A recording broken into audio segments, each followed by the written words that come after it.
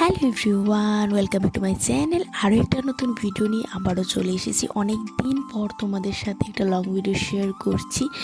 Ready হয়ে দেখো আমরা সবাই মিলে চলে যাচ্ছি। আর কে কে যাচ্ছে আর কোথায় যাচ্ছে অবশ্যই তোমাদেরকে এই ভিডিওতেই শেয়ার করব। তোমরা পুরো ভিডিওটা স্কিপ না করে দেখতে থাকো। দেখো কতটা পরিমাণে অন্ধকার, চিপা চাপা যেদিক দিয়ে রাস্তা পেয়েছি শর্টকাট করে চলে গেলাম। প্রত্যেক বছরই কিন্তু এই কালী পুজোটা করা হয় আর কি। তো এই বছরও কিন্তু করা হয়েছে, আর অনেকটা বড় উঁচু আর কি মায়ের মূর্তি। তো চলো তোমাদের সাথে শেয়ার করবো। আর দেখতেই পাচ্ছ পুরো মাঠ জুড়েই কিন্তু মেলাটা হচ্ছে, আর কত লোকজন পুরো ভর্তি হয়েছিল।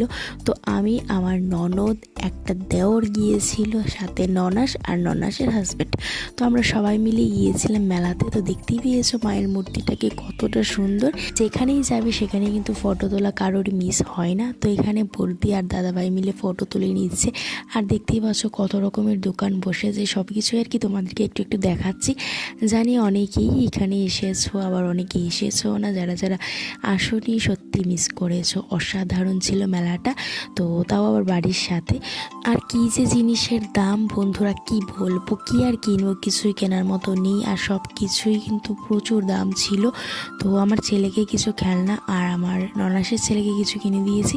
আর এই গাড়িটাতে ওঠার খুব শখ ছিল, উঠেও পড়েছি। এর আগেও একবার উঠেছিলাম। তো আমি আর আমার বড় ননাস মিলে এই গাড়িটাতে উঠেছিলাম আর কি। এত ভয় লেগেছে কি বলবো। আমার পুতুলটা অনেকটা পরিমাণে ছোট দেখে আমি বাইরে কিছুই খাইনি, কারণ মেলার মধ্যে ভালো কিছু হয় না, সেজন্য কিছু খাইনি। আর মামুনি দেখো বাড়িতে বিরিয়ানি বানিয়েছে, সত্যি অসাধারণ হয়েছিল খেতে। ভিডিওটা কীরকম হয়েছে অবশ্যই কমেন্টের মাধ্যমে জানাবে। টাটা।